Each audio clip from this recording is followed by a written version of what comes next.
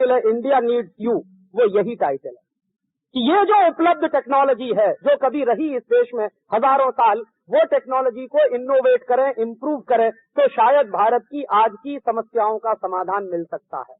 और वो कैसे मिल सकता है? मेरे मन में कई बार ऐसा आता है कि यूरोप से आई हुई सारी की सारी टेक्नोलॉजी हमारी समस्याओं का समाधान करेगी, ये बिल्कुल जरूरी नहीं। क्योंकि आपको मैं एक मूल पते की बात बता के जा रहा हूं, टेक्नोलॉजी कभी भी यूनिवर्सल नहीं होती, टेक्नोलॉजी हमेशा लोकल होती है। साइंस यूनिवर्सल हुआ करता है।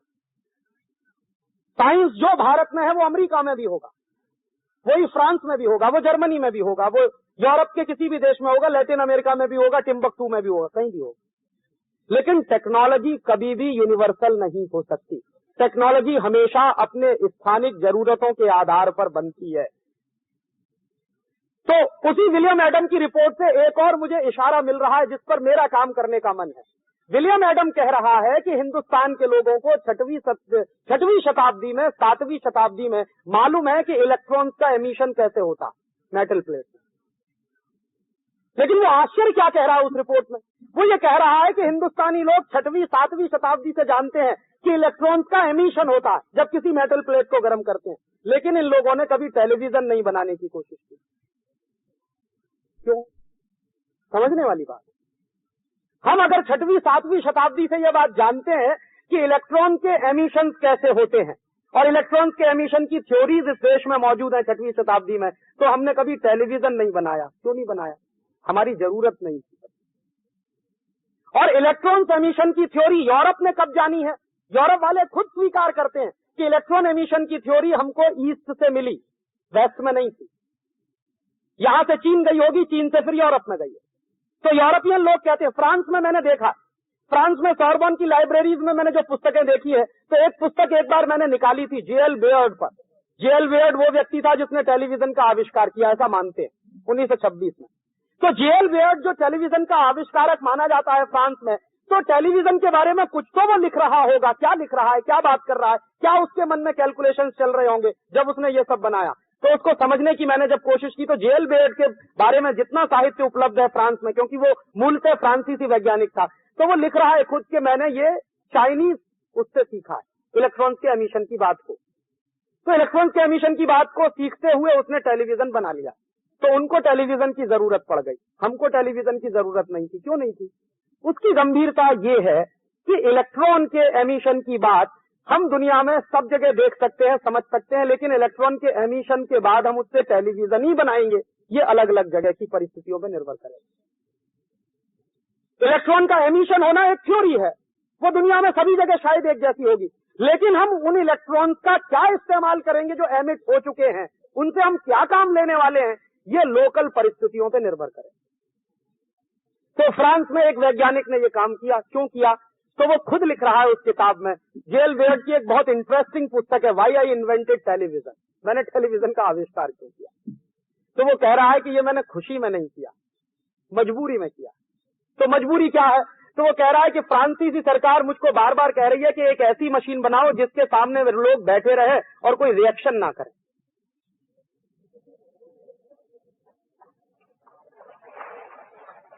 तो बैठे बैठे उसको देखते रहें, और वो मशीन ऐसी होनी चाहिए जिसको देखने के बाद लोगों के मन में विचार पैदा होना बंद हो जाए। हाँ, तो वो कह रहा है कि मुझे फ्रांस सरकार कह रही है ऐसी एक मशीन की जरूरत है। क्यों मशीन की जरूरत है? तो वो कह रहा है कि मेरा जो देश है फ्रांस या यूरोप का पूरा इलाका, यहां पर एक बड़ी बुरी परंपरा है। अब उसको आप चाहे जैसे कहें, बुरी परंपरा क्या है कि वहां हजारों साल लोगों को गुलाम बनाकर रखा जाता है। तो लोगों को गुलाम बनाकर रखने की परंपरा बहुत पुरानी परंपरा है यूरोप में, हजारों साल पुरानी परंपरा। तो लोग पीढ़ी दर पीढ़ी गुलाम रहते हैं। तो वहां क्या होता है, समाज में यह माना जाता है कि गुलाम आदमी जो होता है वो कभी मौलिक चिंतन नहीं करता, उसका जो मालिक होता है चिंतन सारा मालिक करता है, गुलाम को उस चिंतन के आधार पर चलने का ही अधिकार होता है, वो कुछ अपने से नहीं सोच सकता। तो यूरोप में बड़े लंबे समय तक गुलाम बनाकर रखने की परंपरा है। फिर बाद में क्या हुआ है, 19वीं शताब्दी के बाद से 20वीं शताब्दी की शुरुआत से ये गुलामी के खिलाफ आंदोलन शुरू हो गए हैं। फ्रांस में भी हुए हैं, जर्मनी में भी हुए हैं, इंग्लैंड में भी हुए हैं। सबसे बड़ा आंदोलन आयरलैंड में हुआ है कि हम गुलाम नहीं रहेंगे आपके, हमको आजादी चाहिए, हमको ऐसे चाहिए, हमको वैसे चाहिए। तो जो जातियां पहले गुलाम रह चुकी हैं, सबसे ज्यादा दुनिया में गुलाम बनाने वाली जाति रही है नॉर्मन्स की। जो फ्रांस में एक इलाका है नॉर्मादी, वहां से जो एक जाति निकली है नॉर्मन्स, इन्होंने दुनिया के एक बड़े इलाके को सबसे लंबे समय तक गुलाम बना के रखा। और ये नॉर्मन्स ही हैं जिन्होंने 10वीं और 11वीं शताब्दी में इंग्लैंड को गुलाम बनाया। इंग्लैंड भी गुलाम रहा है फ्रांस का 10वीं और 11वीं शताब्दी में। तो नॉर्मन्स लोगों ने जब इंग्लैंड को गुलाम बनाया है तो उसमें जो गुलामी के बाद की व्यवस्थाएं हैं उनको वो लागू कराते हैं। तो उसका 1 पॉइंट प्रोग्राम है कि गुलाम लोगों को सोचने की जरूरत नहीं होती, वो वैसे ही चलेंगे जैसे मालिक कहेगा। तो वहां प्रॉब्लम ये आ रही है कि जब गुलाम थे तब तो आसानी से चल रहा था सब, फिर गुलामी से आजाद होने की बात शुरू हो गई, और गुलामी से आजाद होने की बात शुरू हो गई तो हर जाति अब आजाद होना चाहती है। तो फ्रांस में प्रॉब्लम ये है कि सब आजाद हो जाएंगे तो क्रांति हो जाएगी, इसलिए इनको आजादी तो दे दो लेकिन एक ऐसी गुलामी में फंसा दो जहां से ये उठकर नहीं आ सके। तो टीवी चाहिए हमको, एक मशीन चाहिए। तो वो कह रहा है कि ये जो एमिशन है इलेक्ट्रॉन का, इसका उपयोग क्या किया जाए वो हमारे देश की परिस्थिति पर निर्भर है, और हमको ऐसी एक मशीन बनानी है। तो उसने टेलीविजन के बारे में किस्से कहानियां लिखी अपनी उस किताब में, पहले कैसा बना, बाद में कैसे बना। पहले उसमें सिर्फ साउंड आता था, फिर बाद में सिर्फ पिक्चर आता था, फिर बड़ी मेहनत की तो साउंड पिक्चर दोनों आना शुरू हुआ, वगैरह वगैरह। वो डिटेल बात है। अंत में वो लिख रहा है कि मुझे डर लगता है कि कहीं ये मशीन ऐसी ना बन जाए एक दिन कि सबको पागल बना दे। हाँ, और वो मर गया बेचारा। बाद में यही हुआ है, बाद में यही हुआ है। तो यहां पर प्रश्न ये है जो मैं आपसे और शेयर करना चाहता हूं, वो ये कि हमारे पास वो साइंस था, हम वो थ्योरी जानते थे, लेकिन हमने टीवी नहीं बनाया। क्यों नहीं बनाया? भारत में कभी भी किसी को गुलाम बनाकर रखने की परंपरा नहीं है। यहाँ हर व्यक्ति मुक्त है, हर व्यक्ति आजाद है। पता है कैसे? वो एक छोटी सी बात को समझिए। मेरे मन में हमेशा जिज्ञासा होती थी, मैं मेरी माँ को देखता था कि वो चींटी को आटा डालती है खाना बनाने के पहले। एक दिन मैंने मेरी माँ से पूछा चींटी को आटा क्यों डालती है, तो ये कहने लगी कि ये मेरा धर्म है। तो मैंने कहा ये धर्म का मतलब क्या है, चींटी को आटा क्यों डाल? तो चींटी को आटा इसलिए डालना कि उसको भी जिंदा रहने का हक है, और चींटी को मारा मैंने तो कहती है पाप लगेगा तुझको। तो ये चींटी को मारना नहीं है, क्योंकि चींटी भी उतना ही महत्वपूर्ण जीव है जितना मैं हूं। माने भारतीय परंपरा में ये जो जियो और जीनो दो की कल्पना है, ये बहुत गहरी कल्पना है कि प्रकृति में जो कुछ भी है वो जिंदा रहने के लिए है, उसके साथ तुम भी जिंदा रहो। तो प्रकृति के साथ सामंजस्य करके चलना है, ये परंपरा है भारत की। प्रकृति के विरोध में आप नहीं जा सकते।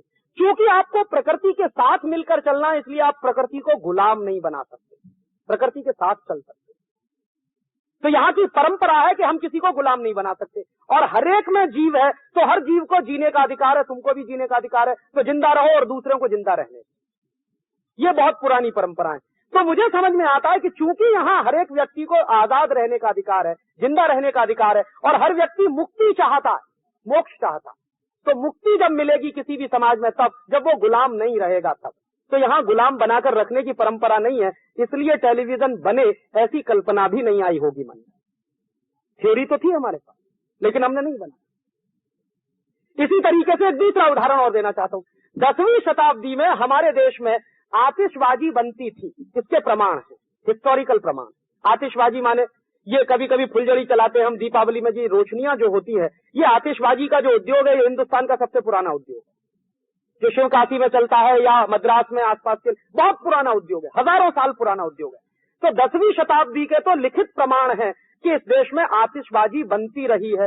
तो हमारे पास आतिशबाजी बनाने के लिए मटेरियल है, और उसी मटेरियल से आप जानते हैं कि बम बन सकता, लेकिन हमने कभी नहीं बनाया। थ्योरी तो वही है ना, रॉ मटेरियल तो वही इस्तेमाल होने वाला। जो रॉ मटेरियल हम आतिशबाजी बनाने में इस्तेमाल करते हैं, उसी रॉ मटेरियल से बम भी बन सकता है, और उस बम से हम कई लोगों को मार सकते हैं। ये कल्पना देश के लोगों को आई क्यों नहीं, और बम बनाया क्यों नहीं हमने? और दूसरी तरफ यहां से जब आतिशबाजी बनाने की टेक्नोलॉजी यूरोप में गई है, तो सबसे पहले उससे बम ही बनाया गया। उन्होंने आतिशबाजी बाद में बनाई है, उन्होंने पहले बम बनाया। वो बेसिक फर्क है चिंतन का, क्योंकि यूरोप में हमेशा मारामारी, हमेशा हिंसा, हमेशा मारधाड़, हमेशा गुलाम बना के रखना, हमेशा आक्रमण करना। आप कल्पना नहीं कर सकते, 7वीं और 10वीं शताब्दी के बीच में इंग्लैंड में 1500 से ज्यादा युद्ध हुए। 7वीं से 10वीं शताब्दी, 300 साल। तो मारा मारी, इतनी हिंसा, इतनी हिंसा, इतनी हिंसा। तो चूंकि हिंसा वाला मानस है तो हिंसा वाला मानस पहले बम बनाएगा, और अहिंसा वाला मानस है वो आतिशबाजी जरूर बनाएगा लेकिन बम नहीं बनाएगा। इस मानस को समझिए, ये भारतीय मानस है। और यहीं पर यूरोप और भारत में फर्क करके देखने की जरूरत है कि हम यूरोप क्यों नहीं हो सकते। हम हमारी सारी ताकत लगा दें तो भी यूरोप नहीं हो सकते, क्योंकि हमारा मानस भारतीय है। आचरण में चाहे जितने आप यूरोपियन बन जाइए, मानस से आप हमेशा हिंदुस्तानी रहेंगे। तो आप हिंदुस्तानी ही रहेंगे मानस से। तो यूरोपियन बनने की हम कोशिश क्यों करें फिर? जब हमारा मानस भारतीय है तो भारतीयता में ही हम आगे बढ़ने की कोशिश क्यों न करें?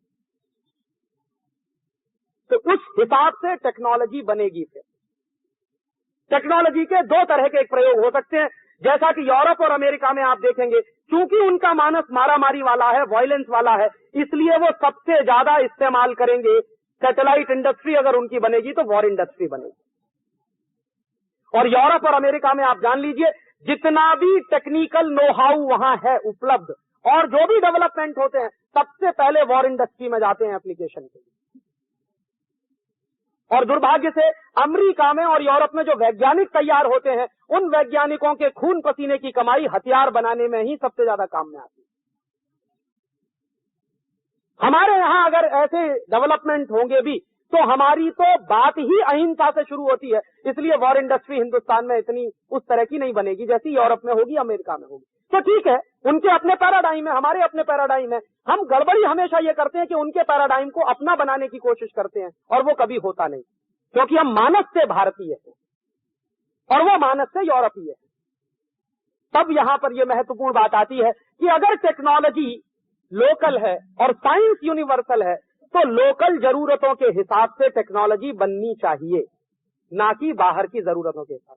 फॉर एग्जाम्पल, हमारे देश में ये जो मोटर इंडस्ट्रीज डेवलप हो रही है, मारुति आ गई, सीएलओ आ गया, फलाना ढिमाका, ये सब लोकल जरूरत के हिसाब से नहीं। क्यों? क्योंकि हम जानते हैं कि हिंदुस्तान में कारें कितनी चलाएंगे आप, उसकी एक लिमिट है ना।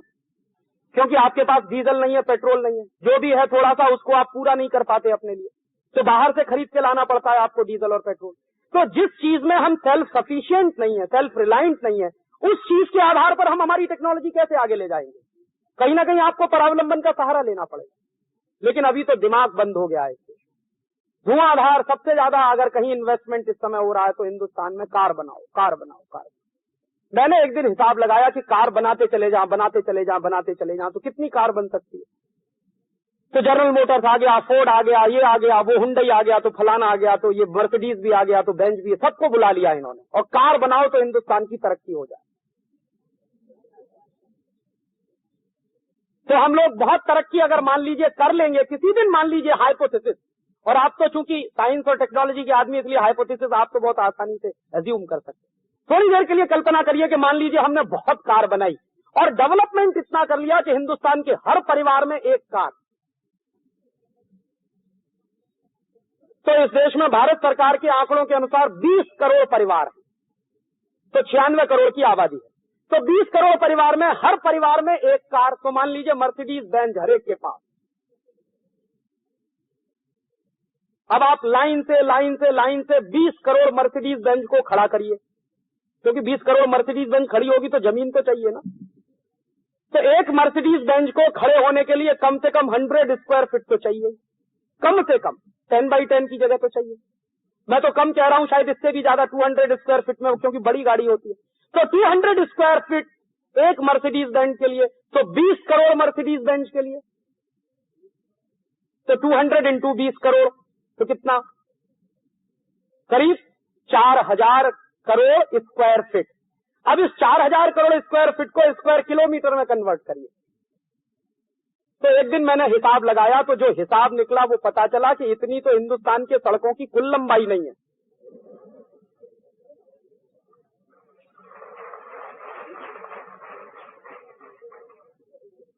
और अगर हमारी सड़कों को सब एक लाइन से जोड़कर अगर आप खड़ा कर दीजिए तो 20 करोड़ कार खड़ी नहीं हो सकती, चलेगी कहां भैया? आप समुद्र में ले जाके तो खड़ी नहीं करेंगे उस कार को।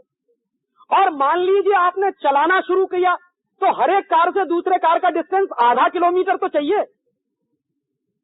और अगर आधा किलोमीटर का डिस्टेंस नहीं हुआ तो जान लीजिए 20 करोड़ मर्सिडीज बेंज जो ट्रैफिक जाम करेंगी, आप 10 साल में अपने घर नहीं पहुंच पाएंगे कभी। फंस गए तो फंस गए, गई गाड़ी। अब हो सकता है आप पैदल उतर कर चलना शुरू करें तो अपने घर पहुंच जाएं, लेकिन आप कार से कभी नहीं पहुंच पाएंगे। काहे की बेवकूफी है भाई, कार से डेवलपमेंट थोड़ी होने वाला है इस देश का। और तब उसका एक दूसरा बात भी समझ में आती है। हमारे देश में एक बार एक बड़ी कॉन्फ्रेंस हुई थी, सेमिनार हुई थी, मैं भी गलती से चला गया। गलती मेरी इसलिए कि ऐसे उल्टे सोच वाले लोग जो होते हैं वो मिसफिट होते हैं, तो मैं अपने आप को मिसफिट मानता हूं इस सिस्टम में। तो गलती से किसी ने मुझे कह दिया कि तुम भी आ जाना उस सेमिनार में। तो मैंने कहा सेमिनार है किस पर? तो उन्होंने कहा हिंदुस्तान की एनर्जी प्रॉब्लम सॉल्व करने का सेमिनार। तो मैंने कहा चलो भाई चलते हैं, देखें क्या एनर्जी प्रॉब्लम सॉल्व होती। तो सेमिनार में गया तो एक सेक्रेटरी आया था भारत सरकार की तरफ से, उसका सारा रोना धोना विधवा विलाप कर रहा था। क्या कर रहा था? पेट्रोल की क्राइसिस है, डीजल की क्राइसिस है, ऑयल पूल अकाउंट का डेफिसिट इतना हो गया, इतना इंपोर्ट करना पड़ता, वगैरह वगैरह, और कार्बन। तो मैंने कहा ये किसको सुना रहे हैं आप, काहे का रोना रो रहे हैं? आप तो सरकार के हिस्से हैं और भारत सरकार ने लाइसेंस दिए हैं सब कार बनाने वाली कंपनियों को, तो आप चाहें तो ये लाइसेंस रद्द कर दीजिए, काहे को ऑयल पूल अकाउंट के डेफिसिट का रोना रो रहे हैं? तो थोड़ी देर चुप हो गया।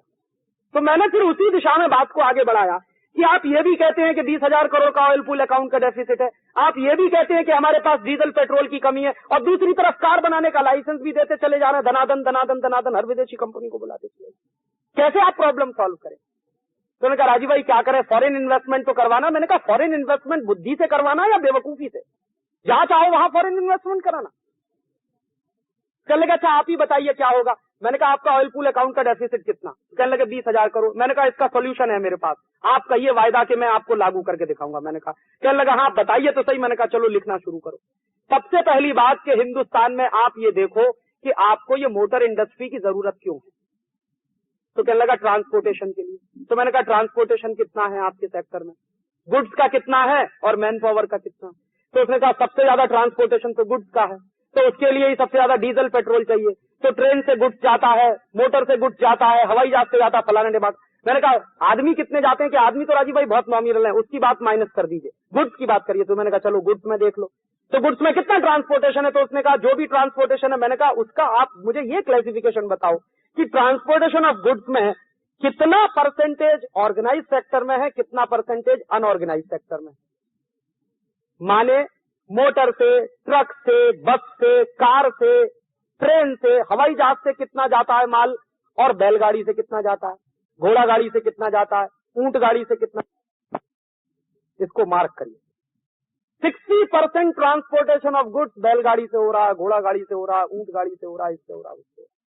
तो कितना ट्रांसपोर्टेशन ऑफ गुड्स है ऑर्गेनाइज सेक्टर में? सिर्फ 40%। तो मैंने कहा अगर 40% ट्रांसपोर्टेशन गुड्स का ऑर्गेनाइज सेक्टर में है, तब आपका oil pool account deficit 20,000 crore है। मान लीजिए 100% transportation of goods organise sector में कर दें, तब कहने लगा तब तो 60-70 हजार करोड़ पे पहुंचेगा ऑयल पूल अकाउंट में। और मैंने कहा इसी के विपरीत मान लीजिए हम 100% transportation of goods unorganise sector में ले जाएं, तब तो कहने लगा तब तो ऑयल पूल अकाउंट का डेफिसिट ही खत्म हो जाएगा। तो कहने लगा फिर ये होगा कैसे? मैंने कहा बहुत आसान काम है, हिंदुस्तान की बैलगाड़ियों में बियरिंग लगा दो, क्लच लगा दो, और स्पीड बढ़ाने का कुछ साधन बना दो।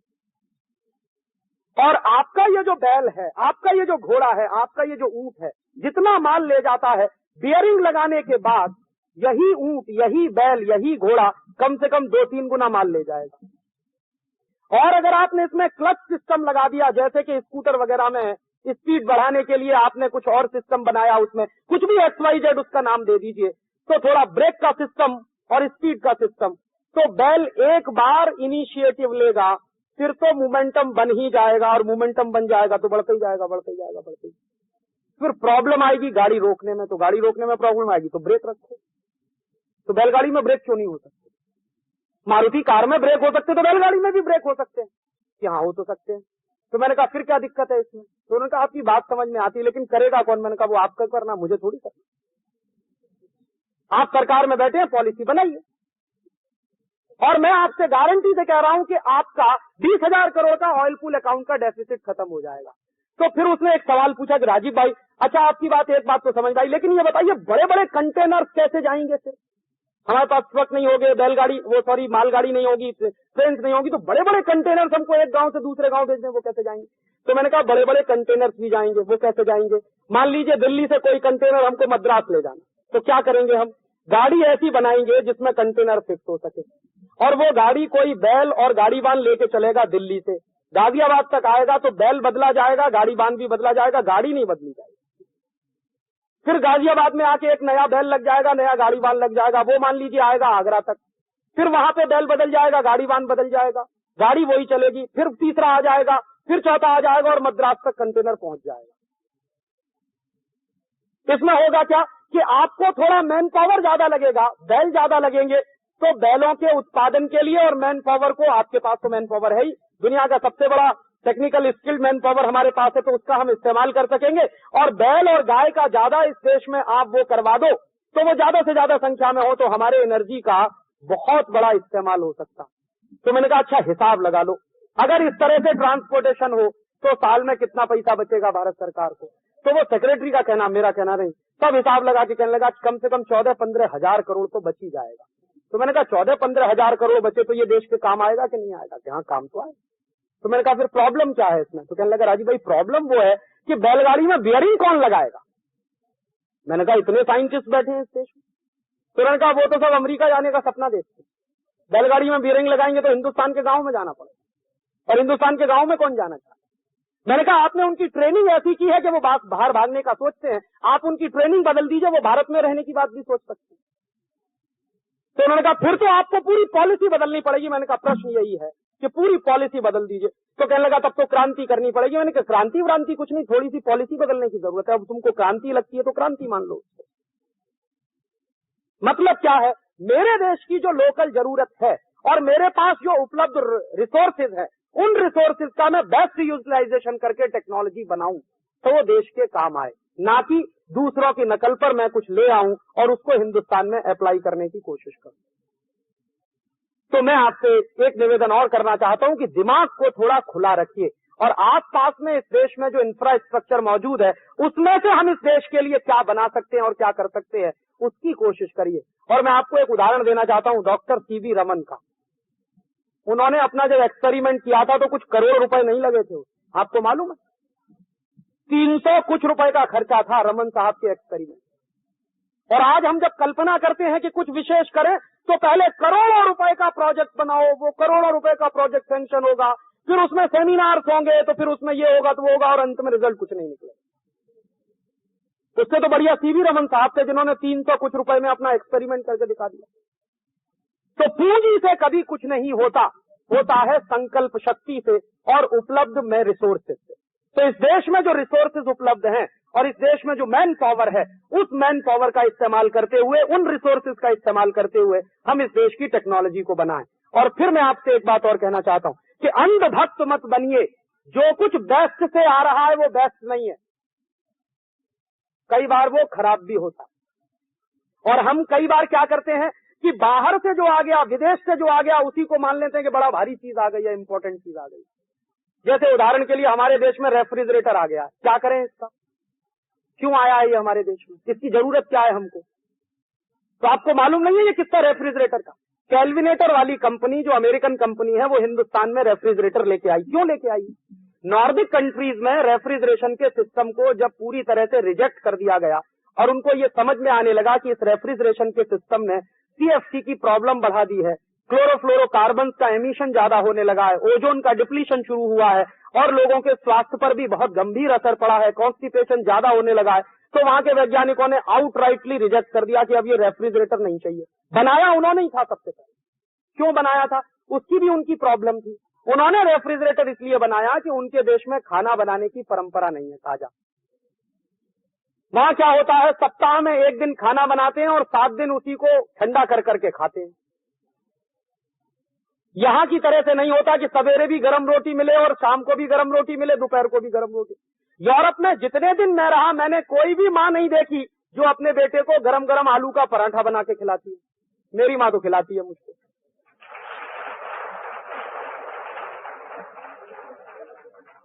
और यूरोप में मैंने कोई पत्नी नहीं देखी जो अपने पति को गरम गरम रोटी बना के खिला सकती हो, कोई नहीं देखा। वहां तो खाना है तो ठूस लो अपने मुंह में जितनी जल्दी खा सको। इसलिए उनके यहाँ प्रॉब्लम थी तो उन्होंने फास्ट फूड की चेन चलाई। फास्ट फूड माने एक बार बन जाए और बार बार उनको खा सके। अब रखने की प्रॉब्लम है। आपको मालूम है कि खाना बहुत कम टेम्परेचर में भी जल्दी खराब होता है, बहुत ज्यादा टेम्परेचर में भी जल्दी खराब होता है। -4 डिग्री सेंटीग्रेड के नीचे अगर टेम्परेचर गया तो खाना खराब होने की संभावना बढ़ जाती है, और 30 डिग्री सेंटीग्रेड के ऊपर गया तो भी खाना खराब होने की संभावना बढ़ जाती है। तो उनके यहाँ प्रॉब्लम यह है कि -19 degree centigrade, -20 degree centigrade temperature अक्सर हो जाता तो खाना खराब होता। तो उनको लगा कि कुछ ऐसी मशीन चाहिए, तो उन्होंने मशीन बनाई जिसमें हम टेम्परेचर को रेगुलेट कर सके, बहुत नीचे भी ना जाए, बहुत ऊपर भी ना चला जाए। तो उसके लिए उन्होंने फ्रिज बना लिया, रेफ्रिजरेटर बना लिया। अब उसका इस्तेमाल भी उन्होंने किया। अब फ्रांस में मैं देखता था कि उसका इस्तेमाल सच में समझ में आता है। क्यों? क्योंकि फ्रांस में, पेरिस में सब्जी मंडी में हरी सब्जी एक ही दिन मिलती है सप्ताह में, और वो भी लैटिन अमेरिका से आती है या अफ्रीका से आती है या हिंदुस्तान से जाती है, तब मिलती है। तो उनकी प्रॉब्लम है कि हरी सब्जी जितनी ज्यादा से ज्यादा खरीद के लाओ, फ्रिज में बंद करके रख दो, सप्ताह भर वही खानी है, मिलेगी नहीं दोबारा से। अभी पिछले 1 साल से उनकी ये प्रॉब्लम सॉल्व हुई है, नहीं तो ये प्रॉब्लम उनके यहाँ बहुत पहले से थी। तो उनकी प्रॉब्लम है कि सब्जियां अक्सर नहीं मिल पाती, सब्जियों का उत्पादन भी इतना अच्छा नहीं है उनके यहाँ, दूसरे देशों से आती हैं तो उस पर निर्भर रहना पड़ता है। तो इकट्ठी खरीद के भर के रखना है, और खाना बनाने की चूंकि परंपरा नहीं है तो एक बार खाना बना देना है, सप्ताह भर उसी को खाना है, रिपीट करना है। तो ये उनकी प्रॉब्लम थी। उस प्रॉब्लम को सॉल्व करने के लिए उन्होंने फ्रिज बनाया। बाद में क्या हुआ, उसी फ्रिज से प्रॉब्लम और बढ़ी। मैंने आपको बताया कॉन्स्टिपेशन बहुत हुआ। उसके बाद क्लोरोफ्लोरोकार्बन की बात आई, एमिशन की बात आई, ओजोन की डिप्लीशन की बात आई, तो उन्होंने कहा इसको रिजेक्ट करो, ये फालतू की चीज है। अब कैलविनेटर कंपनी को लगा कि अगर ये सब रिजेक्ट हुआ तो हमारा तो सब डूब जाएगा पैसा। इतनी मशीनें बना के खड़ी हुई हैं। किसी ने उनको कहा कि तुम हिंदुस्तान चले जाओ और एक ले जाओ, और किसी तरह से इसको ले जाके तुम इसको स्टेटस सिंबल बना देना, एडवर्टीजमेंट ऐसा करना कि हर एक को लगने लगे कि ये स्टेटस सिंबल है, तो बस तुम्हारा काम चल जाएगा। वो आ गए लेके यहाँ पे, और भारत की सरकार से उन्होंने एग्रीमेंट भी कर लिया। फिर उन्होंने एडवर्टीजमेंट दिखाना शुरू किया। तो मैं बराबर आपको बता रहा हूँ, सबसे पहले टेलीविजन का एडवर्टीजमेंट आता था कि अगर आपके घर में टीवी नहीं है, वो सॉरी फ्रिज नहीं है, तो आपका घर बहुत घटिया है, बेकार है, आप फालतू आदमी हैं, आप स्मार्ट नहीं हैं, आप आगे नहीं बढ़ सकते हैं, वगैरह वगैरह। तो रोज जब कोई आपको ये बात कहेगा, बार बार कहेगा, तो किसी ना किसी दिन तो आपको झक चली जाएगी कि चलो खरीद ही लाओ अब इसको। तो हमने क्या किया, वो खरीद लाए अपने घर में, अब रख लिया हमने। अब ले तो आए, लेकिन करें क्या उसका, क्योंकि टेक्नोलॉजी वो हमारी नहीं है, वो विदेशी है। अब उसका करें क्या, तो खाली रखा है, तो पड़ोसी आएगा तो कहेगा अरे खाली फ्रिज रखा, तो बेइज्जती हो जाएगी पड़ोसी के सामने। तो अच्छा चलो ऐसा करो कि सब्जी ले आओ फिर। अब हम जानते हैं कि रोज ताजी सब्जी मिलती है, सवेरे भी मिलती है, शाम को भी मिलती है, लेकिन क्योंकि पड़ोसी को दिखाना है कि हमारा फ्रिज खाली नहीं है, तो 10-12 दिन की इकट्ठी खरीद लाए, भर दिया उसमें।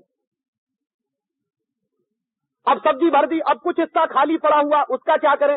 तो हम जानते हैं, मेरी माँ मुझको बचपन से कहती थी कि देखो आटा कभी भी छोड़ना नहीं चाहिए, और मेरी माँ को मैंने बचपन से देखा है, और वो मुझे अभी भी याद है कि अंत में आटा अगर सरप्लस बचा तो चाहे तो कुत्ते की रोटी बना दिया, चाहे तो किसी की रोटी बना दिया, खिला दिया, कभी भी आटा तो मैंने एक दिन पूछा तो उसने कहा ये खराब हो जाता, अब शायद उसमें फर्मेंटेशन हो जाता होगा।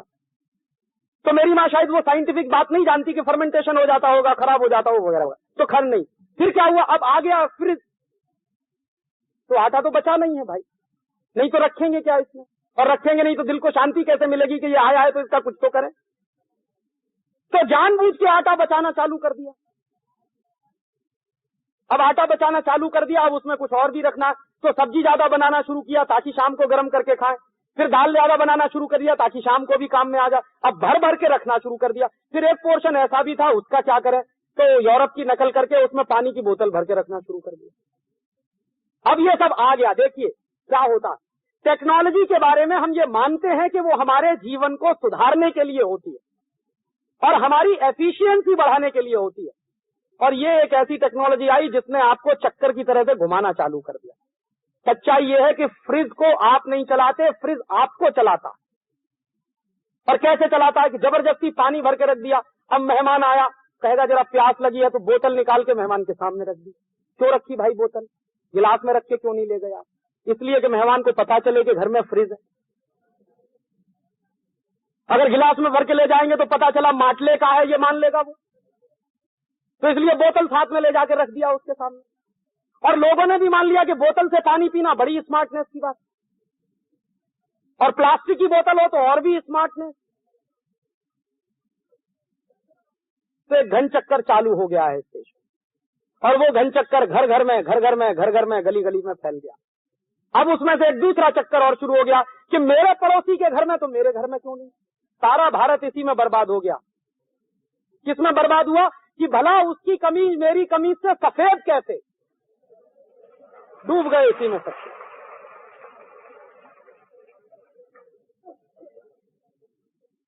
अब सारी की सारी इंटेलिजेंसी और इंटेलेक्ट इसी में डूब गया कि उसकी कमीज मेरी कमीज से सफेद है।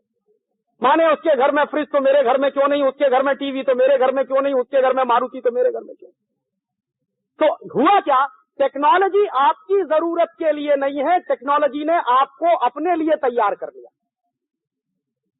माने जो टेक्नोलॉजी आप इस्तेमाल कर रहे हैं उसमें आपकी जरूरत की कितनी टेक्नोलॉजी है, इस पर अगर आप कभी गंभीरता से विचार करेंगे तो आपको लगेगा कि घनचक्कर तो आप बने हुए हैं, टेक्नोलॉजी आपको चला रही है, आप टेक्नोलॉजी को नहीं चला रहे।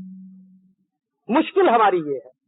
तो इसलिए मैं कहना ये चाहता हूं कि हो सकता है रेफ्रिजरेटर उनके देश में कोई बड़ी टेक्नोलॉजी हो, मेरे लिए नहीं हो। तो आप कहेंगे फिर मेरे लिए क्या होगा। तो हम कुछ ऐसा क्यों नहीं कर सकते कि हम टेलीविजन से एक कदम आगे की कोई चीज बनाएं। इस गंभीरता को समझिए। थ्योरी तो एक ही है, हाइपोथेसिस तो एक ही है। तो उन्होंने जो एमिशन हुए इलेक्ट्रॉन है, जो एमिटेड इलेक्ट्रॉन है, उनका इस्तेमाल किया और उसके इस्तेमाल से उन्होंने पिक्चर भी बनाया, साउंड भी दिया। हो सकता है हम हमारे लिए कोई चीज बनाएंगे तो टेलीविजन से एक कदम आगे की होगी, टेलीविजन नहीं हो सकती।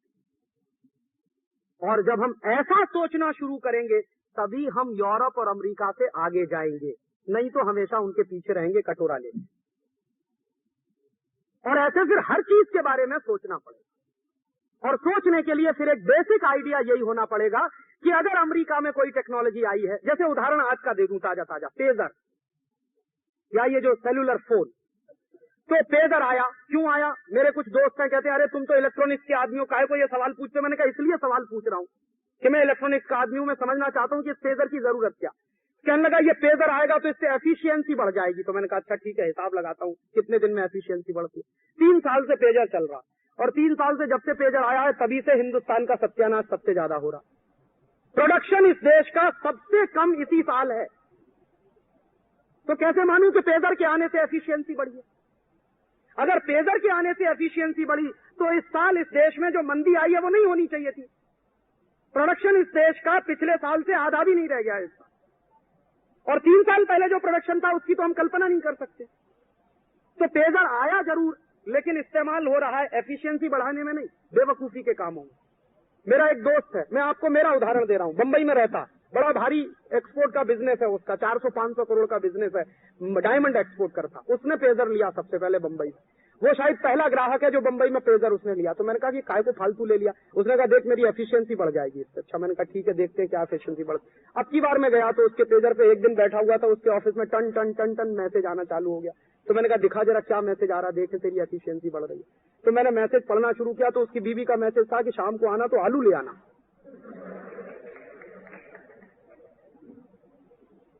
और आलू के साथ साथ कुछ वो भी ले आना, कांदा भी ले आना, क्योंकि घर में खत्म हो गया।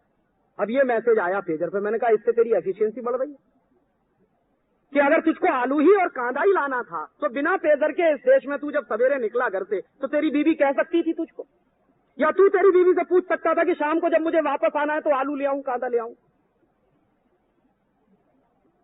और ये जो घटना मैंने बताई, ज्यादा पेजर का इस्तेमाल ऐसे ही इडियोटिक काम के लिए हो रहा है, उससे कोई एफिशिएंसी नहीं बढ़ रही है, कोई प्रोडक्शन भी नहीं बढ़ रहा है। और ऐसे ही सेलुलर फोन आ गया, सेलुलर फोन आ गया तो भी हमने माना कि हमारी बड़ी भारी एफिशिएंसी बढ़ने वाली है। आपको मालूम नहीं है, सेलुलर फोन से एफिशिएंसी बढ़ेगी तब आपको दिमाग का कैंसर जरूर हो जाएगा, ये आप लिख लीजिए कहीं। क्योंकि सेलुलर फोन पर जितनी लंबी बात आप करेंगे सबसे ज्यादा खतरा उससे होता है मेडुला को। मेडुला समझते हैं? हाइपोथैलेमस के पास एक छोटी सी डिब्बी होती है, और अगर वो मेडुला आपका बर्बाद हुआ तो आपका दिमाग खराब हो जाएगा, कैंसर हो जाएगा। और फ्रांस में और जर्मनी में रिसर्चेज हैं जो बता रहे हैं कि जिन्होंने सबसे ज्यादा सेलुलर फोन इस्तेमाल किया, मेडुला उन्हीं के सबसे ज्यादा खराब होते हैं। क्योंकि जिस फ्रीक्वेंसी पे बीट्स होते हैं, जो इलेक्ट्रोमैग्नेटिक वेव्स उसमें से एमिट हो रहे हैं, वो इलेक्ट्रोमैग्नेटिक वेव्स सबसे ज्यादा असर डालते हैं आपके मेडुला पर। तो फ्रांस में और जर्मनी में जब देखना शुरू किया उन्होंने कि इससे मेडुला पर असर पड़ रहा है और इससे हेल्थ पे असर पड़ रहा है, तो उन्होंने कहा ये फालतू की चीजें, इसको भगाओ। और भगाओ तो कहां ले जाए, तो हिंदुस्तान डंपिंग ग्राउंड है, ले आए यहाँ पे, पटक दिया यहाँ लाके, और वो ले लेके घूम रहे हैं, स्टेटस सिंबल बना हुआ है। क्या करते हैं, पीक टाइम में एक कॉल करो तो 16 रुपए का खर्चा। अरे इससे अच्छा तो अपना टेलीफोन है, 2.25 रुपए में एक कॉल पे बात कर सकते हैं। तो पैसा भी बर्बाद कर रहे हैं आप अपनी इकोनॉमी का, नेशनल एक्सचेकर का पैसा डूब रहा है, और एक ऐसी टेक्नोलॉजी आप ले आए हैं जिसको आप क्या करें आपको खुद नहीं मालूम है। जबरदस्ती का एक स्टेटस सिंबल बना के आप घूम रहे हैं, और ये एक ऐसा हेडेक हो गया है कि हर समय आपके पास फोन, तो हर समय टेंशन। ये आप लिख लीजिए, कम से कम यात्रा के समय आपके पास फोन नहीं है तो आप टेंशन लेस हो सकते हैं, लेकिन यात्रा में भी फोन है, पीप पीप पीप पीप चालू हो गया तो पता नहीं कौन सी बात है, चलो सुनो भाई उसको। तो सुन रहे हैं, कार चला रहे हैं और दे मारी, हो गया एक्सीडेंट। आपको मालूम है अमेरिका में कार चलाते चलाते फोन पर बात नहीं कर सकते आप सेलुलर पे, और देख लिया किसी ने तो झट से फाइन करेगा $100 का, अंदर कर देगा आपको। क्यों? क्योंकि अमेरिका में और यूरोप में सेलुलर फोन पर कार चलाते हुए बात करने में सबसे ज्यादा रोड एक्सीडेंट होते हैं। जरा सा भी दिमाग इधर से उधर हुआ कि एक्सीडेंट होने के चांसेस होते हैं। तो मैं कहना यह चाहता हूं कि जो कुछ टेक्नोलॉजी बाहर से आई है वो सब हमारे काम की है, ये बिल्कुल जरूरी नहीं है। हमको उस टेक्नोलॉजी को अपने देश की जरूरत और अपने देश की प्रायोरिटीज के हिसाब से देखने की कोशिश करनी चाहिए।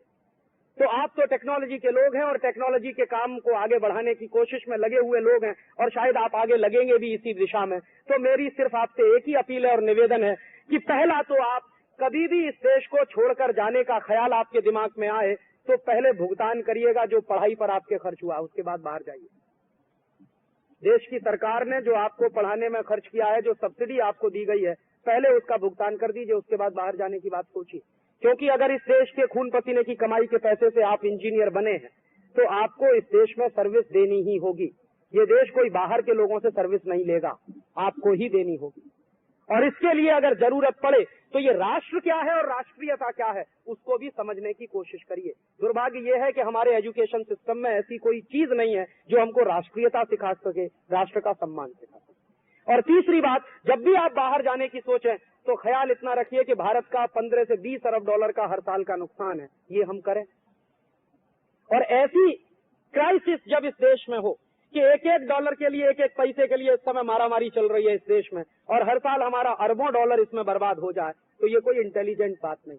और चौथी बात, कभी भी बाहर से आई हुई टेक्नोलॉजी आपके बहुत काम की है, इसको अंधभक्ति में मत लाइए। उस टेक्नोलॉजी का आपके यहाँ के जीवन में, भारत के जीवन में, यहाँ की परिस्थितियों के अनुसार कितना इस्तेमाल हो सकता है उसका ध्यान रखिए।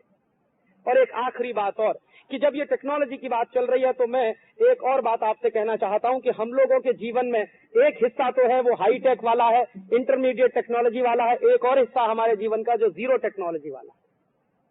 और मेरा आपसे एक आखिरी निवेदन है कि इस देश को बाहर के देशों की जीरो टेक्नोलॉजी की कोई जरूरत नहीं है। अगर हमको जरूरत है शायद कहीं हाई टेक में, तो मैं आपको एक जानकारी और दे दूं कि हाईटेक के एरिया में कोई भी देश हमको टेक्नोलॉजी देने नहीं आ रहा। हमारे देश में जितनी हाईटेक की जरूरत है वो सब हम तैयार कर रहे हैं। जैसे उदाहरण के लिए, हमारे देश में एक जमाना था कि मिसाइल बनाने की टेक्नोलॉजी नहीं, और आज इस देश में 250 किलोमीटर से लेकर 5000 किलोमीटर की मार करने वाली मिसाइल्स हैं, वो सब की सब इंडिजिनस टेक्नोलॉजी से बनी है, हमारे ही वैज्ञानिकों ने बनाई, कोई विदेशी आके नहीं दे गया हमको। इसी तरह से एक जमाना था कि हमारे पास सुपर कंप्यूटर नहीं था, और आज हम गर्व से कह सकते हैं कि हमारे पास 12 से ज्यादा सुपर कंप्यूटर हैं जो 100% इंडिजिनस है, और वो अमेरिकन कंप्यूटर से किसी भी तुलना में कम नहीं है।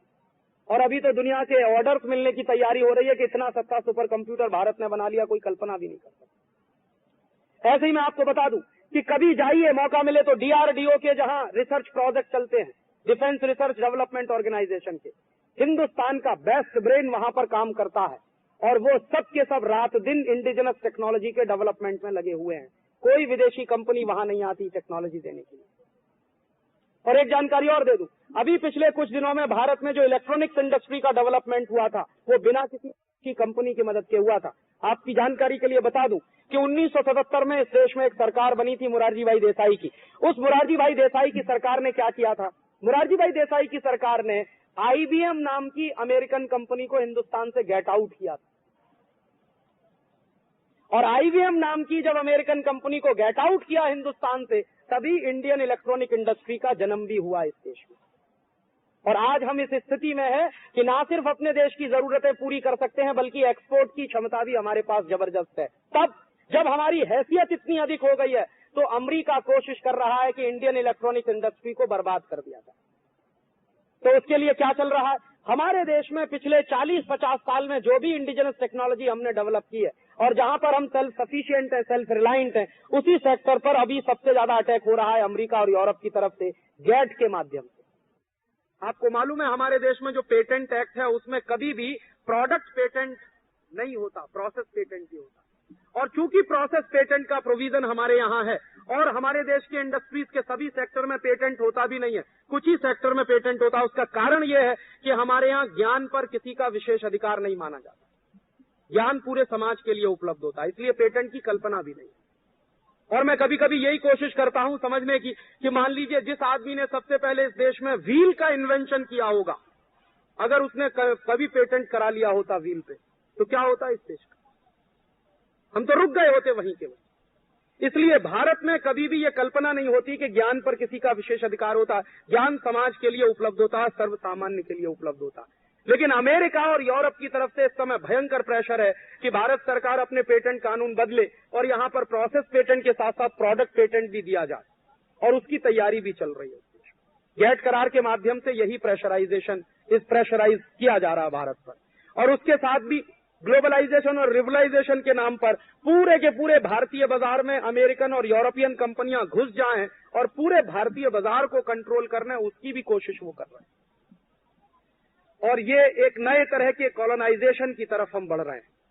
ये जो ग्लोबलाइजेशन, लिबरलाइजेशन के नाम पर इस देश में चल रहा है, ये ग्लोबलाइजेशन नहीं है, लिबरलाइजेशन नहीं है, ये रिकॉलोनाइजेशन है।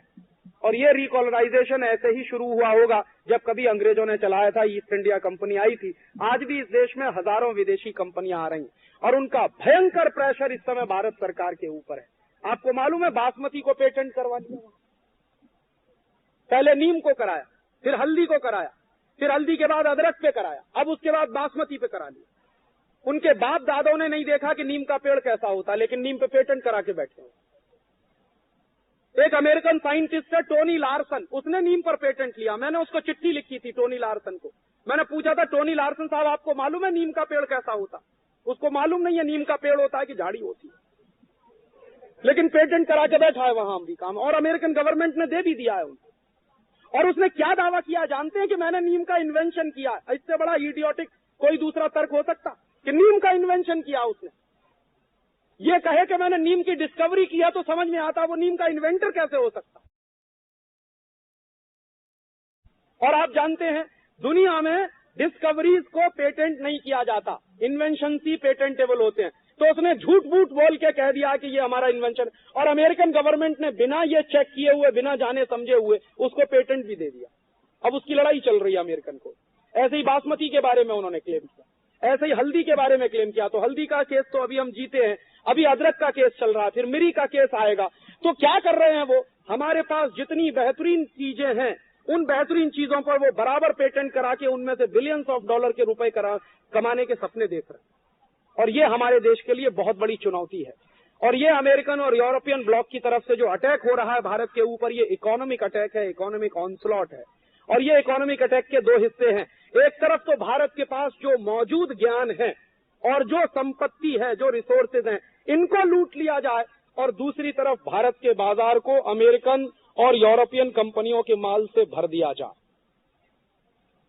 तो अगर इस समय इतना भयंकर अटैक चल रहा है भारत की इकोनॉमी पर, तो इस अटैक में हम सबकी बहुत महत्वपूर्ण भूमिका है कि हम इसको रोकें।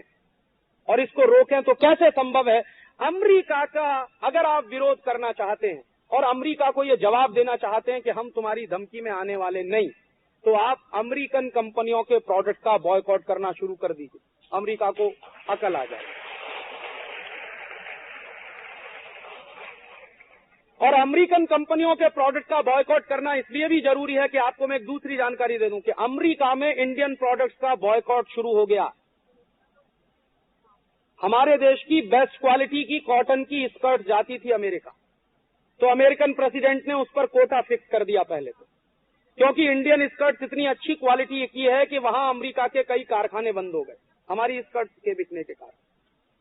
तो उन्होंने क्या किया कि इंडियन स्कर्ट्स पर कोटा फिक्स कर दिया, और कोटा ही फिक्स नहीं किया, उसके बाद उन्होंने तमाम तरह की पाबंदियां लगा दी ताकि ये हिंदुस्तान का माल उनके यहाँ आने ना पाए। ऐसे ही अमेरिका ने क्या किया, हमारे देश का कालीन जाता, गलीचा, कारपेट, बेस्ट क्वालिटी का कालीन हम बनाते हैं दुनिया में। दो ही देश हैं जो बेस्ट क्वालिटी का कारपेट बनाते हैं, एक तो ईरान और एक है हम।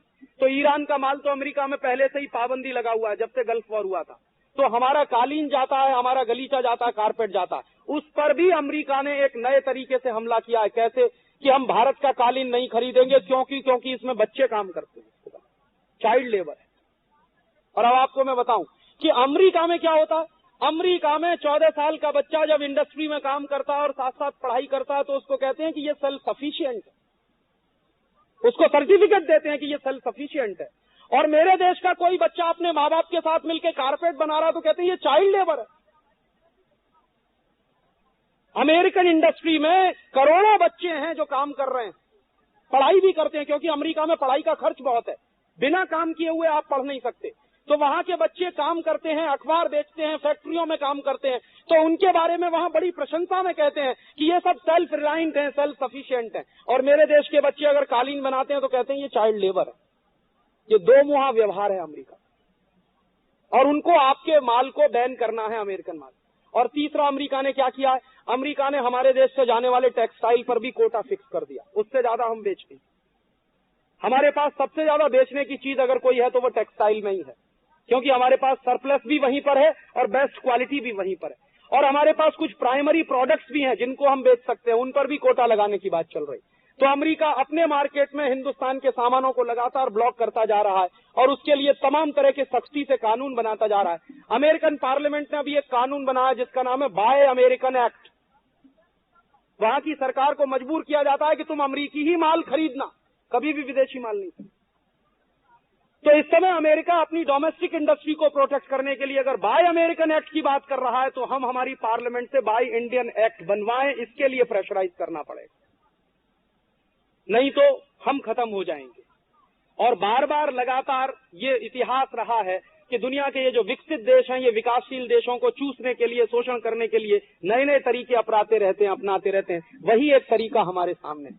और इस समय हमारे देश में भयंकर लूट मची हुई है, क्योंकि गलतियां हमारी सरकारों से हुई हैं। उन्होंने ग्लोबलाइजेशन, लिबरलाइजेशन कर करके अमेरिकी और यूरोपियन कंपनियों के लिए भारत का दरवाजा खोल दिया। जानते हैं इस समय कितनी लूट हो रही है? अमेरिका और यूरोप की कंपनियां एक साल में हमारे देश से 70,000 करोड़ रुपए लूट कर ले जा रही हैं। और हमारे यहाँ किसी भी अमेरिकन यूरोपियन कंपनी का कोटा फिक्स नहीं है, यहाँ पूरा बाजार उनके लिए खुला है, वो जितना माल लाएं डंप कर सकते हैं। यहाँ हमारा माल हम वहां नहीं बेच सकते पूरी तरह, वहां कोटा लगा हुआ। और अमेरिका और यूरोप की कंपनियों का माल वो जितना चाहे भारत में लाके बेच सकते और बहुत सस्ते दाम पर बेच सकते हैं। तो लिबरलाइजेशन, ग्लोबलाइजेशन के नाम पर बाहर से जो माल आ रहा है हमारे देश में, उस पर टैक्स भी बहुत कम है और उनकी कंपनियों को एक्सपोर्ट में सब्सिडीज बहुत है, तो बहुत सस्ते दाम पर वो माल डंप कर रहे हैं। नतीजा क्या निकल रहा है? विदेशी माल बहुत सस्ता हो गया है भारत के बाजार में, स्वदेशी माल महंगा हो गया। तो स्वदेशी माल बनाने वाले कारखाने बंद हो गए। पिछले 7 वर्षों में इस देश में 2,40,000 कारखाने बंद हो गए और करोड़ों लोग बेरोजगार हो गए। तो भयंकर बेरोजगारी आई है, भयंकर गरीबी बढ़ी है पिछले 7 साल में, और हमारे देश की लूट बढ़ी है। ईस्ट इंडिया कंपनी एक साल में 60-70 करोड़ रुपया लूट कर ले जाती थी, अब परदेशी कंपनियां एक साल में 70,000 करोड़ रुपए लूट कर ले जाती। इस लूट को बंद करिए, नहीं तो देश की हालत वैसी हो जाएगी जैसी साउथ कोरिया की हो गई है, जैसी इंडोनेशिया की हो गई है, जैसी मलेशिया की हो गई है, जैसे थाईलैंड की हो गई है। जानते हैं ये साउथ कोरिया वो देश है जिसने 1990 में ग्लोबलाइजेशन किया, लिबरलाइजेशन किया, और अमेरिका और यूरोप की कंपनियों के लिए पूरे दरवाजे खोल दिए साउथ कोरिया से। धीरे धीरे साउथ कोरिया में अमेरिका और यूरोप की कंपनियां घुसी और पूरी इकोनॉमी को कंट्रोल कर लिया।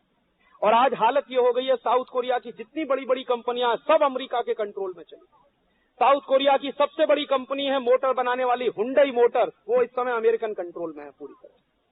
और एक एक करके पूरी साउथ कोरियन इंडस्ट्री को बर्बाद कर दिया अमेरिकन कंपनियों ने। और वो साउथ कोरिया जिसको एक जमाने में एशियन टाइगर कहते थे, आज चूहे और बिल्ली से भी बदतर हालत में पहुंच गए। धीरे धीरे हमारे देश की भी हालत ऐसी ही बन रही है। बुरी तरह से मंदी आई है इस समय बाजार में। आपको अगर किसी ऐसे आदमी से बात करने का मौका मिले जो उत्पादन के काम में लगा हो या बिजनेस में लगा हो, तो उससे आप पूछिए कि कितनी मंदी चल रही, तो आपको एक ही जवाब मिलेगा कि 40 साल से जो मंदी नहीं आई भारत के बाजार में, वो मंदी पिछले 1-1.5 साल से चल रही है। और जब मंदी चलती है तो प्रोडक्शन में कमी आती है, और प्रोडक्शन में कमी आती है तो कारखाने बंद होते हैं, कारखाने बंद होते हैं तो बिजनेस अपॉर्चुनिटीज खत्म हो जाती है, जॉब अपॉर्चुनिटीज खत्म हो जाती है। तो आप लोग ये डिग्रियां लेकर निकल रहे हैं और सपने देख रहे हैं जॉब के, मिलेगी कहां से जॉब आपको? क्योंकि प्रोडक्शन गिरता जाएगा, अपॉर्चुनिटीज कम होती जाएंगी, जॉब कहां से मिलेगा? इसलिए इन सब के बारे में गंभीरता से सोचना है, क्योंकि ये देश हमारा है, हम इस देश के हैं, और हम इस देश को उतना ही प्यार करते हैं जितना कभी इस देश में लोकमान्य तिलक और गांधी जी ने किया होगा। तो आपको गंभीरता से एक नया काम और करना है। मैंने आपको पहले ही कहा कि बहुत सारे ऐसे सामान है हमारे देश में जो विदेशी कंपनियां बेचती हैं और जीरो टेक्नोलॉजी के हैं, जिनमें कोई टेक्नोलॉजी नहीं, तो उन सामानों का हम बॉयकॉट करें। और अमेरिकन सामानों का तो तत्काल बॉयकॉट करिए, और यूरोप के सामानों का भी बॉयकॉट करिए। देश भयंकर आर्थिक संकट में है, इस देश का एक एक पाई बचाइए, एक एक पैसा बचाइए। और आपके घर में, आपके कमरे में, आपके हॉस्टल में हमेशा एक बात का ध्यान रखिए कि कभी भी कोई सामान विदेशी कंपनी का आने ना पाए, और खासकर अमेरिका और यूरोप की कंपनियों का तो पूरी तरह से बहिष्कार करिए, ताकि इस देश की जनता के माध्यम से हम उनको सबक सिखा सकें। और हर साल अगर हम ये करें तो 70,000 करोड़ रुपया हमारा एक साल में बच सकता है, और उसी पैसे से हम इस देश का भविष्य बना सकते हैं, इस देश की आर्थिक मंदी दूर कर सकते हैं, लाखों लोगों को काम दे सकते हैं, और इस देश को हम आगे ले जा सकते हैं। तो मेरा आपसे एक निवेदन है कि ये सब सामान जीरो टेक्नोलॉजी के हैं, हमारे लिए बिल्कुल जरूरी नहीं है, गैर जरूरत के सामान है, इसलिए इनको खरीदना बंद करिए और सिर्फ स्वदेशी ही खरीदिए। आखिरी बात और कि आप स्वदेशी बने और भारतीय बने और इस बात पर गर्व महसूस करें, तो इसके लिए एक छोटा सा काम और करिए, टेलीविजन देखना बंद करिए। क्योंकि यही टेलीविजन है जो आपको इडियट बनाता है, और हम बार बार लगातार ये टेलीविजन देखते हैं, और टेलीविजन जो इडियोसिटी दिखाता है उसमें हम फंस जाते हैं। और ये टेलीविजन इसलिए देखना बंद करिए कि जेएल बेयर्ड ने खुद कहा था कि कहीं ऐसा ना हो जाए कि ये सब लोगों को पागल बना दे। टेलीविजन के सीरियल्स या विज्ञापन या उनके कार्यक्रम आपके देश में व्यभिचार फैला रहे हैं, वल्गैरिटी फैला रहे हैं, ऑब्स्सिनिटी फैला रहे हैं। और ये व्यभिचार, वल्गैरिटी और ऑब्स्सिनिटी का अगर फैल गया सारे देश में, तो शायद ये देश बचेगा, इसमें शक है। क्योंकि अगर ये देश आर्थिक रूप से खलास हुआ तो इसको फिर खड़ा कर सकते हैं हम, राजनीतिक रूप से भी बर्बाद हुआ तो फिर खड़ा हो सकता, लेकिन अगर ये सांस्कृतिक रूप से बर्बाद हो गया तो कुछ बचने वाला नहीं। क्योंकि संस्कृति नहीं रहेगी तो देश कहां रहेगा? संस्कृति पर ही टिका हुआ है पूरा देश। और मैं आपको इशारे से कहना चाहता हूं कि अमेरिका और यूरोप बर्बाद हो चुके हैं इसी टेलीविजन के चक्कर में। अमेरिका में 35 साल से टेलीविजन चलता, 56 टीवी चैनल है वहां पर, और हर टीवी चैनल जो वल्गैरिटी और ऑब्स्सिनिटी दिखाता है, वहां के हर टीवी चैनल पर दो ही चीजें हैं दिखाने के लिए, या तो सेक्स की वल्गैरिटी या दिखाते हैं क्राइम। और इतना क्राइम, इतनी क्रिमिनलिटी दिखाते हैं बच्चों को कि बच्चे वही देखते हैं, सीखते हैं। और 15-15 साल की उम्र में अमेरिका में बच्चे बैंक लूटते, मर्डर करते। अमेरिका की जेलों में जो इस समय कैदी बंद हैं, जो मर्डरर्स हैं, उनमें से 60% मर्डरर्स 19 साल के उम्र के आसपास के बच्चे हैं। ये हालत हो गई है। और उस वल्गैरिटी और ऑब्स्सिनिटी का नतीजा क्या निकला है? अमेरिका में एक बहुत बड़ा ट्रस्ट है, उसका नाम है प्यू चैरिटेबल ट्रस्ट, और उस प्यू चैरिटेबल ट्रस्ट ने एक रिपोर्ट दी है, और इस रिपोर्ट में उन्होंने बताया है कि अमेरिका दुनिया का वो देश है जहां 1 मिनट में सबसे ज्यादा बलात्कार होते हैं बहनों के। अमेरिका दुनिया का वो देश भी है जहां 1 मिनट में सबसे ज्यादा मोलेस्टेशन के केसेस हैं। अमेरिका वो देश भी है जहां 1 मिनट में सबसे ज्यादा क्राइम होते हैं महिलाओं के खिलाफ। और ये सब वहां कौन सिखा रहा है? टेलीविजन सिखा रहा है वहां के बच्चों। और यूरोप में भी यही हालत है। यूरोप में टेलीविजन देख देख कर क्या बर्बादी आई है, उसका एक उदाहरण मैं आपको देना चाहता हूँ।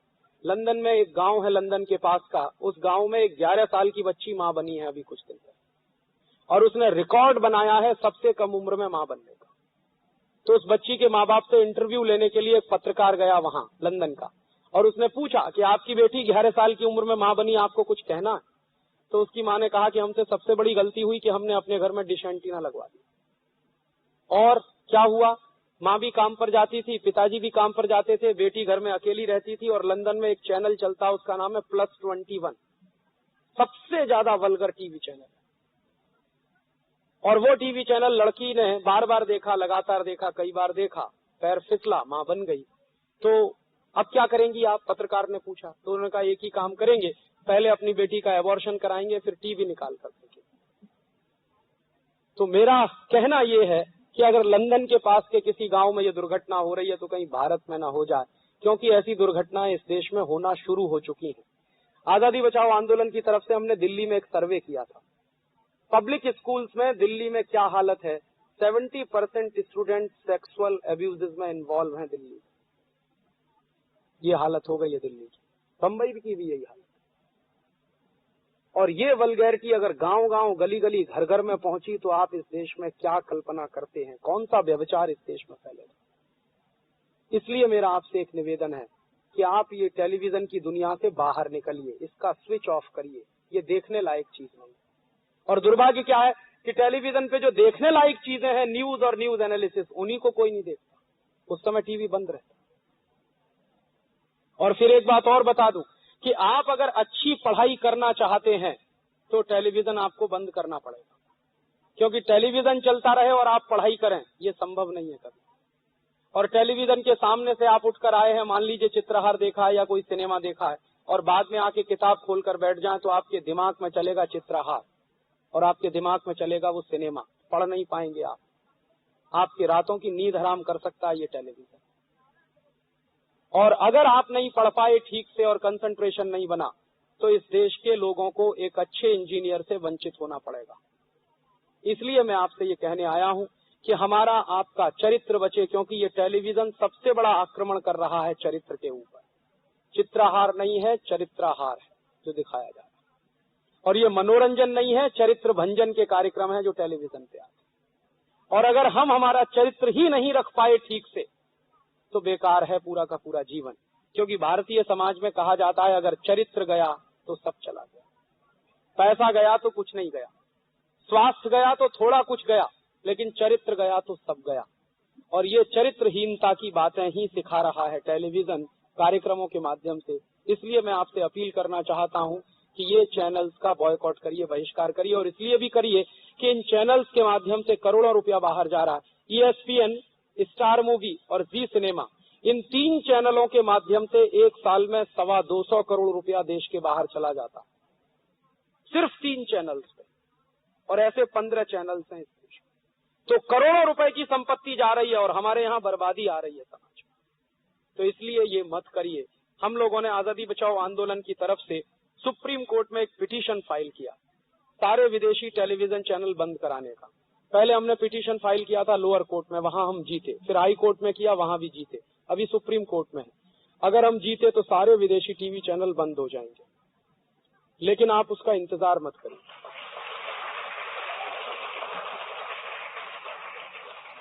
हम कोर्ट में जीतेंगे, उसके बाद ये चैनल बंद होंगे, उसका इंतजार आप मत करिए। क्यों? आप अपने हाथ में रिमोट कंट्रोल लेकर उसका खुद स्विच ऑफ कर दीजिए। और आपने अगर केबल कनेक्शन लगवाया है तो आप खुद कटवा सकते हैं। आप अगर हॉस्टल में रहते हैं तो वहां का केबल कनेक्शन निकलवाइए। आप अगर अपने परिवार में रहते हैं तो अपने अपने परिवार का केबल कनेक्शन निकलवाइए। जहां भी रहते हैं इस टेलीविजन की दुनिया से बाहर आइए। पढ़ने का समय भी काफी खराब होता है इस टेलीविजन के कारण, दिमाग भी खराब होता है, कंसंट्रेशन भी नहीं बनता है, और आपके मन में कभी भी शांति नहीं रहेगी अगर बार बार लगातार आप इसको देखते रहेंगे। इसलिए ये मत देखिए और देश की संस्कृति बचाने के इस अभियान में थोड़ी सी आप हमारी मदद करिए इस चैनल को बाहर करके। तो आपसे मेरी 3 अपील थी। पहली अपील कि बाहर से आने वाली हर टेक्नोलॉजी देश के लिए जरूरी है, ये जरूरी नहीं। उसको आंखें खोलकर, कान खोलकर, दिमाग खोलकर उसका इस्तेमाल करने की सोचिए। एक दूसरा कि जो टेक्नोलॉजी उपलब्ध है इस देश में उसको इनोवेट करने के लिए एक बहुत बड़ा अभियान शुरू करना है। अगर आपको लगे तो आप अपना थोड़ा जीवन दान उस काम के लिए करिए।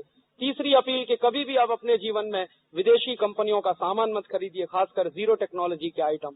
और चौथी अपील कि इस संस्कृति को बचाने के लिए हमेशा टेलीविजन की दुनिया से बाहर आने की कोशिश करिए।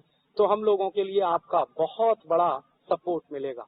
और मैं इसी के लिए आपसे कुछ मांगने आया, वोट मांगने नहीं आया और नोट मांगने भी नहीं। तो आप पूछेंगे फिर क्या मांगने आया? मैं आपसे समय दान मांगने आया।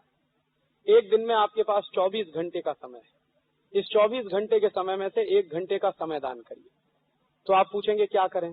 जो कुछ मैंने कहा इसी बात को किसी नए व्यक्ति को कहिए, और रोज अगर आप किसी एक व्यक्ति को ये बात समझाएंगे तो साल में 365 व्यक्तियों तक ये संदेश पहुंचेगा, और उन 365 व्यक्तियों में कौन जाने कोई दूसरा राजीव दीक्षित निकले और इस देश के हजारों लोगों तक संदेश पहुंचे। तो एक बहुत बड़ा वैचारिक आंदोलन इस देश में खड़ा करना है, अंग्रेजियत से आजादी का और स्वदेशी को स्थापित करने का, और उस आंदोलन के आप सिपाही बने, आपका समय दान मिले। तो आपका बहुत बहुत आभार, बहुत बहुत शुक्रिया, बहुत बहुत धन्यवाद।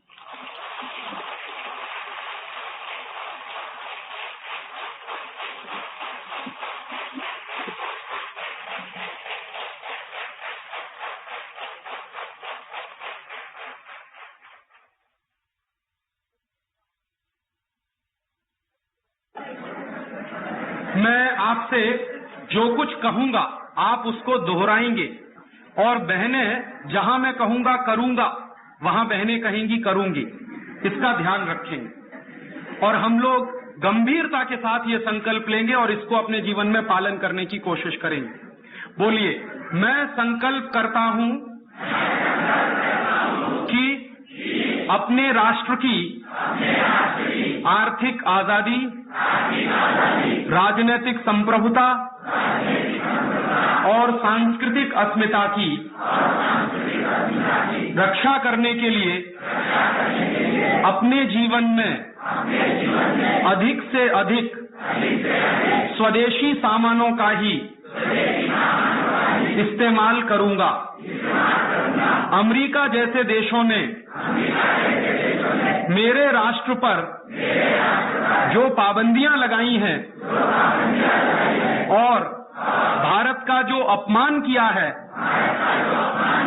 उसको ध्यान में रखते हुए मैं संकल्प करता हूं कि कभी भी किसी भी अमेरिकी कंपनी का कोई सामान नहीं खरीदूंगा।